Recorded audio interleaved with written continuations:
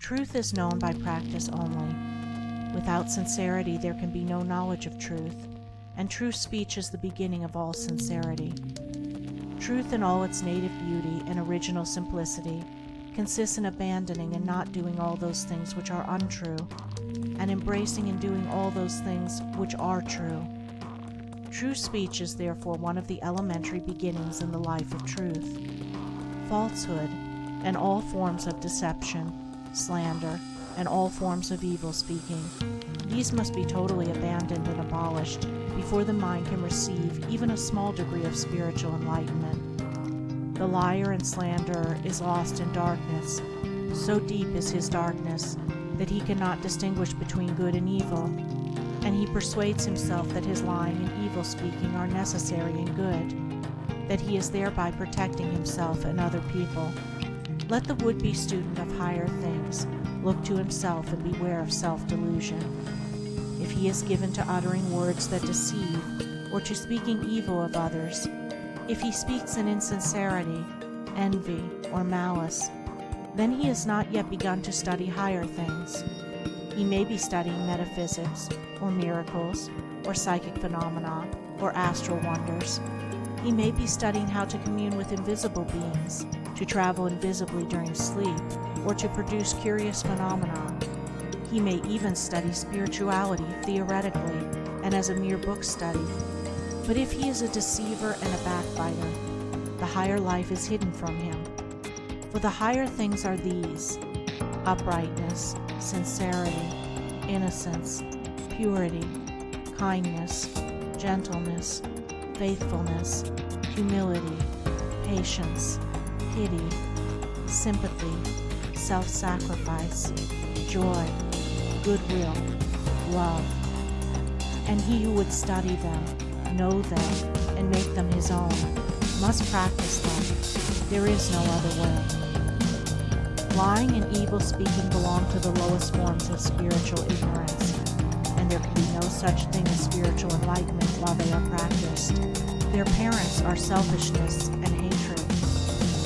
Slander is akin to lying, but it is even more subtle, as it is frequently associated with indignation, and by assuming more successfully the appearance of truth, it ensnares many who would not tell a deliberate falsehood. For there are two sides to slander. There is the making of repeating of it, and there is the listening to it and acting upon it. The slanderer would be powerless without a listener. Evil words require an ear that is receptive to evil in which they may fall before they can flourish. Therefore, he who listens to a slanderer, who believes it, and allows himself to be influenced against the person whose character and reputation are defamed, is in the same position as the one who framed or repeated the evil report. The evil speaker is a positive slanderer.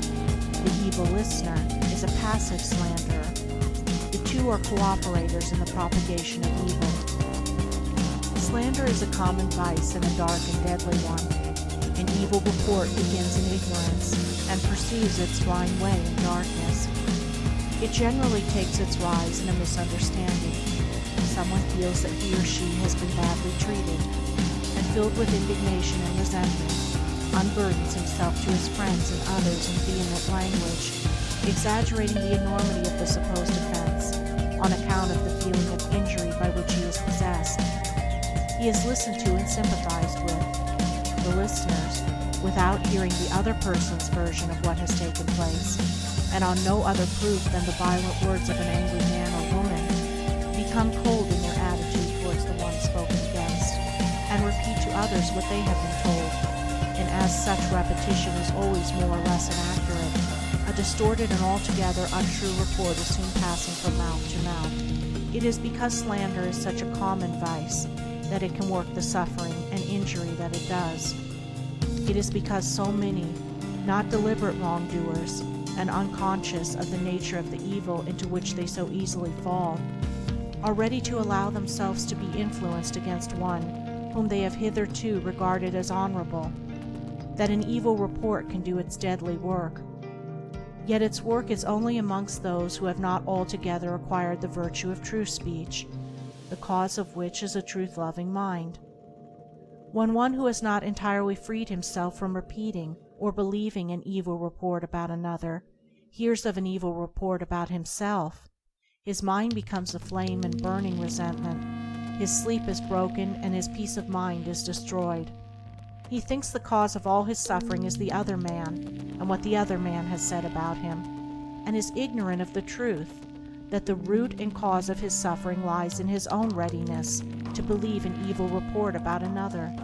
The virtuous man, he who has attained to true speech, and whose mind is sealed against even the appearance of evil speaking, cannot be injured and disturbed by any evil reports concerning himself, and although his reputation may for a time be stained in the minds of those who are prone to suggestions of evil, his integrity remains untouched and his character unsoiled, for no one can be stained by the evil deeds of another, but only by his own wrongdoing. And so, through all misrepresentation, misunderstanding, and contumely, he is untroubled and unrevengeful. His sleep is undisturbed, and his mind remains in peace. True speech is the beginning of a pure, wise, and well-ordered life. If one would attain to purity of life, if he would lessen the evil and suffering of the world, let him abandon falsehood and slander in thought and word. Let him avoid even the appearance of these things, for there are no lies and slanders so deadly as those which are half-truths. And let him not be a participant in evil speaking by listening to it. Let him also have compassion on the evil speaker, knowing how such a one is binding himself to suffering and unrest. For no liar can know the bliss of truth, no slanderer can enter into the kingdom of peace. By the words which he utters is a man's spiritual condition declared. By these also is he finally and infallibly adjudged. For as the divine master of the Christian world has declared, by thy words shalt thou be justified, and by thy words shalt thou be condemned. End of chapter 4. Recording by Andrea.